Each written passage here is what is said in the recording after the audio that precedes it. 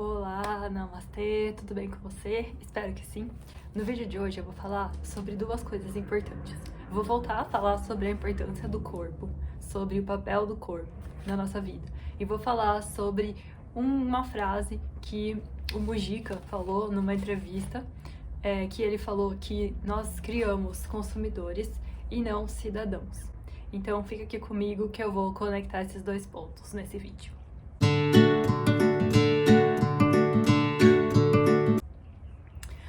Vou começar aqui falando sobre essa frase do Mujica, que ele diz que durante muitos anos de governo da esquerda no Brasil, criamos consumidores e não cidadãos. E aí eu fui procurar o que significa ser cidadão, né? Tipo, no termo da palavra mais estrito, significa uma pessoa que tem um conjunto de direitos e deveres que devem ser cumpridos de acordo com a legislação em cada território, em cada estado. E aí eu tava conversando sobre isso em uma sala com um amigo psicólogo e uma amiga também com relações públicas e tudo. E a gente tava conversando justamente sobre isso. E uma coisa que eu comecei a pensar, a primeira delas é que assim, como que nós podemos realmente então ser cidadãos se a grande maioria das pessoas não tem os seus direitos respeitados, os seus direitos básicos? E quais são os direitos básicos? O direito à vida, o direito à segurança, o direito à moradia, o direito à alimentação, o direito à educação e o direito à saúde. E esses direitos, como nós bem sabemos, se não estamos muito alienados do mundo, a grande maioria das pessoas no mundo e no nosso país não tem esses direitos básicos respeitados. Eu fico aqui pensando, né, como a gente pode pedir para tantas pessoas respeitarem os seus deveres e cumprirem com seus deveres, sendo que os seus direitos não são respeitados. E olhando bem no fundo, né, por que os direitos de muitas pessoas não são respeitados? Porque muitas pessoas também não cumprem com seus deveres como cidadãos, que o mínimo, vamos dizer, seria pensar no próximo, né, e não pensar só em si mesmo, tomar medidas, criar leis ou favorecer certos tipos de práticas que são bons e beneficiam uma pequena parcela da população que não distribui tudo que ela ganha em cima de se apropriar dos direitos básicos de uma grande parte da população. E aí fica o primeiro ponto sobre realmente é muito mais fácil criar consumidores, né? Porque principalmente quando a gente não tem os nossos direitos básicos respeitados, existe uma angústia de base também, a gente sente que pode se afirmar no mundo consumindo, né? Ou escolhendo o que vai consumir. Quanto maior o poder de consumo, maior a sensação de se sentir mais com mais poder, com liberdade. Mas que liberdade é essa, né? A liberdade é você escolher qual produto você vai escolher na prateleira do supermercado? Será que é isso que é a liberdade que a gente está falando? E principalmente aí eu vou trazer, né, para a concepção do que a gente estuda, que é o yoga. Então, qual que é a concepção de liberdade pra gente, né? E tem um livro que eu tô citando aqui direto e vou falar de novo sobre ele, que é o último livro do Christian Dunker com o Safatli, que fala sobre o neoliberalismo, né, e o sofrimento psíquico. Então, em um dos capítulos se discute sobre o conceito de liberdade, qual que é o conceito de liberdade colocado dentro da lógica liberal e neoliberal, que basicamente se conflui o fator liberdade com o fator poder econômico. Então, quanto maior o seu poder econômico, maior seria então a sua liberdade, porque aí você teria mais liberdade para escolher sobre o que você vai fazer, por exemplo, em qual restaurante você vai jantar, qual apartamento você vai comprar. Então, se você tem todo o poder econômico, você pode escolher entre todos os disponíveis, mas quando diminui o seu poder econômico, as suas escolhas vão ficando cada vez mais restritas e tal o conceito de liberdade igualmente, né? Porque aí você tem menos coisas para escolher, entre menos oportunidades e possibilidades para escolher. E a gente também não percebe que isso aprisiona todos os lados, de que as pessoas, então, que têm dinheiro, elas precisam, na verdade, viver dentro de redomas, né? Elas precisam estar sempre se sentindo seguras dentro das suas bolhas, ou seja, que elas também não têm total liberdade, né, para ir aonde elas bem entendem, porque existe uma cultura do medo e da violência, e existe uma enorme, por causa de ideologias e tudo, uma separação social super grande, diferenças de costumes, modos de pensar, crenças, modos de viver a vida, gostos, e que separa enormemente as pessoas, ou seja, que na verdade a liberdade, assim, de poder escolher entre o que você quer fazer não existe totalmente, porque a gente acaba se restringindo em muitos lados, né, de todos os lados, mas é óbvio que as pessoas que têm menor poder financeiro realmente têm a sua liberdade cerceada, né, falam que se deve se priorizar essa liberdade acima de tudo, né. Só que liberdade para você fazer o que você quer é um tipo de uma liberdade que está muito mais ligado com essa lógica de você ser um consumidor e dentro da lógica de que o consumidor tem sempre razão. Mas dentro de uma lógica de cidadania não combina, porque você não pode fazer o que você quer se você quer exercer cidadania, porque a cidadania envolve uma ética e o que a gente vê hoje é uma implementação de uma moral que favorece essas classes dominantes, que supostamente têm mais liberdade. A moral é uma coisa que vem de fora, simplificando aqui. A moral é uma coisa que vem de fora e a ética é uma coisa que vem de dentro. É uma coisa que você realmente sente que, às vezes, você tem vontade de fazer uma coisa, você sente que esse é o seu desejo, a sua, vamos dizer, um impulso, mas você não faz porque você percebe que existe o outro, que existe a sociedade, que você pode fazer mal para outras pessoas ou que até futuramente que esse mal vai voltar para você, então aí você não faz. Então, isso vem de uma decisão interna. Então, isso tem mais a ver com a ética, com o saber que aquilo não tá certo. E não fazer aquilo porque vai ter uma punição futuramente de uma entidade externa. Né? Isso daí eu acho que tem mais a ver com a moral. Eu acho que isso tem a ver com yoga, porque o yoga mexe com o corpo. E o corpo, ele é a gente. Ele não é onde a gente habita, ele é o que a gente é. A gente é o nosso corpo. O nosso corpo e a nossa mente são unidos, eles são, na verdade, uma coisa só. O nosso desenvolvimento mental, intelectual, cognitivo, acontece junto com o corpo. Eu já falei sobre isso num outro vídeo. E aqui eu vou falar um pouco sobre um vídeo que eu assisti muito bom do Café Filosófico, que é entre uma coreógrafa que chama Dani Lima e uma filósofa que chama Viviane Mosé. E aqui elas falam sobre o corpo. O que eu trouxe é porque, como a Dani fala sobre a dança, eu acho que tem tudo a ver com yoga, tem muito a ver com yoga. Você se mover, né, no sentido de buscar uma criatividade, uma revelação. E dentro desse movimento físico do corpo, entrar num lugar, ele fala muito lindo, de esquecimento de si. Esquecimento de si e um nascimento de si mesmo. Se afastando da prisão. O que eu tô falando aqui que tem a ver com essa prisão, eu tô falando aqui de liberdade, né? Eu tô falando aqui sobre se a gente é consumidor ou cidadão, e que eu tô falando aqui que cidadania tem, na minha opinião, muito mais a ver com ética do que moral, que é uma coisa imposta.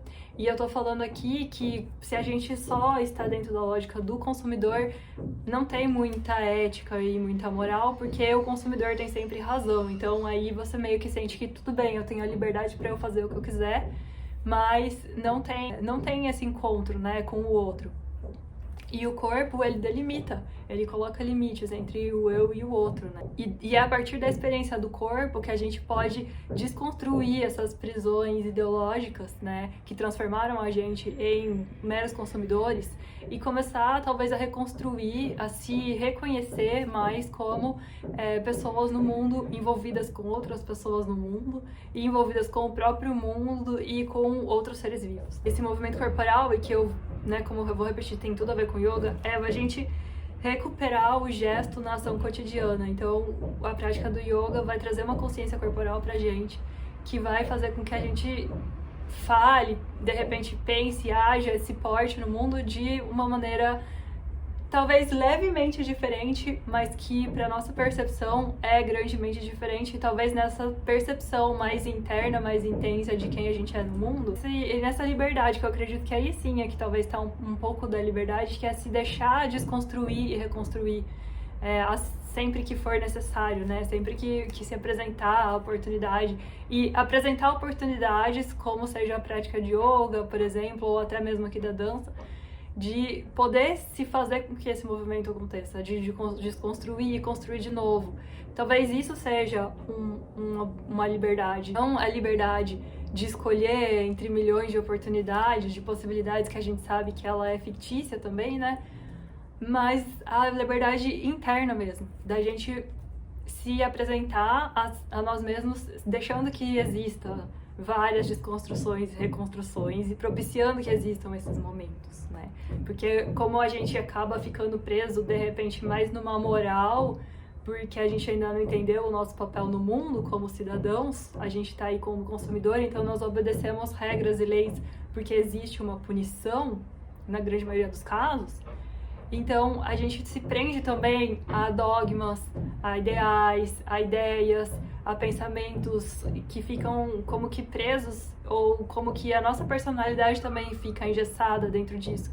E aí o nosso corpo fica engessado, porque a gente está se engessando para responder a expectativas de fora, que são engessadas, e que supostamente a única liberdade que a gente pode fazer, né, tipo, sentir dentro desse mundo que a gente tá, do neoliberal, na sociedade que a gente vive, o pedacinho de liberdade que a gente sente que a gente tem é nessa liberdade do escolher sobre o que consumir.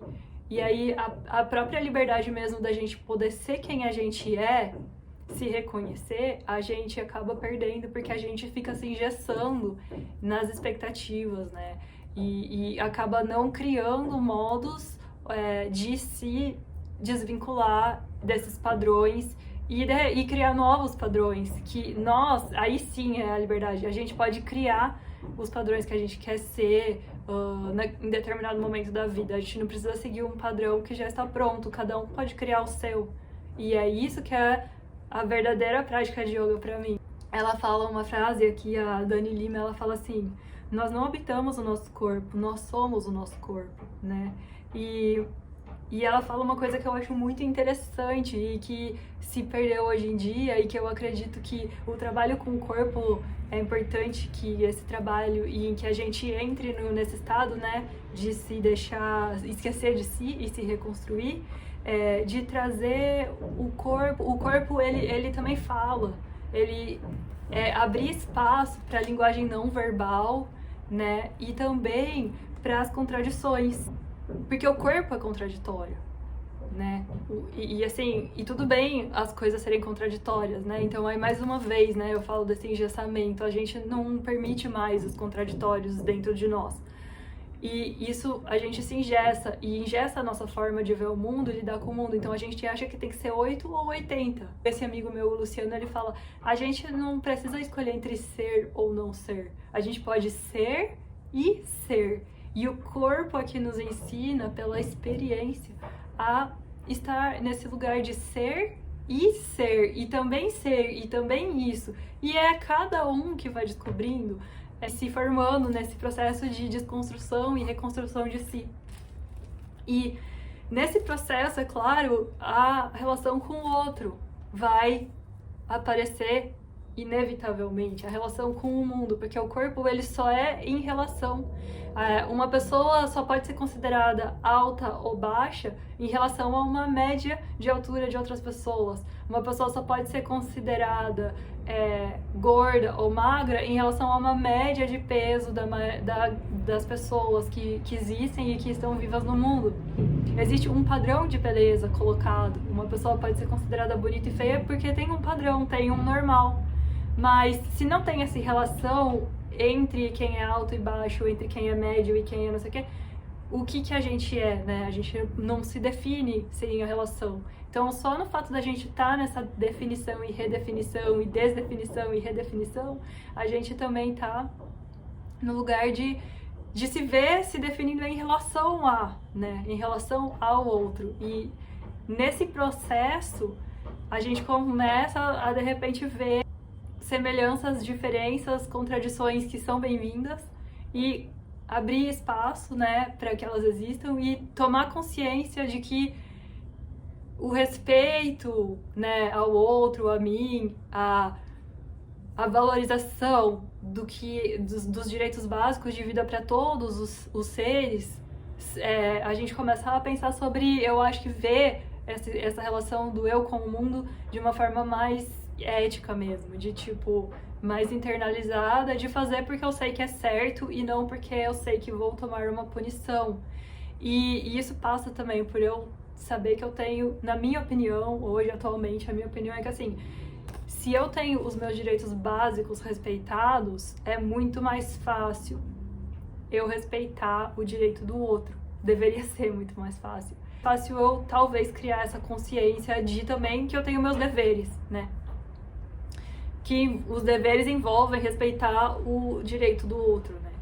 Agora, tem muitas pessoas que têm os seus direitos básicos aí respeitados e cumpridos e que, mesmo assim, acabam pisando em cima do direito dos outros, cerceando o direito dos outros e esperando que esses outros ainda respeitem e cumpram com seus deveres, né? Sendo que, assim, eu acho que é um balanço muito importante que a gente pense em direitos e deveres. Assim, não adianta eu ter os meus direitos, brigar pelos meus direitos e não cumprir os meus deveres, que a gente vê muito, né? E, ao mesmo tempo, as pessoas que não têm os seus direitos respeitados, será que a gente pode cobrar tanto delas que elas cumpram com deveres dentro da sociedade? Sendo que às vezes elas não têm nem noção, né? Tipo assim, quando que a gente fala sobre isso, né? Sobre o que é cidadania, o que é cidadania de verdade. A gente pouco fala sobre isso, né? Pelo menos eu não escuto muito falar sobre isso. E pra mim isso tem, óbvio, tudo a ver com esse trabalho que o yoga propõe de autoestudo, né? Que é do desapego, de a gente entrar num estado equânime, porque num estado de equanimidade, né? De equilíbrio mental, a gente consegue ver todas essas contradições que nós somos e estar de bem com elas, aceitando que elas estão aí, né? Então, nesse movimento do corpo, estar presente como o que quer que aconteça e envolve isso, então, essas experiências todas,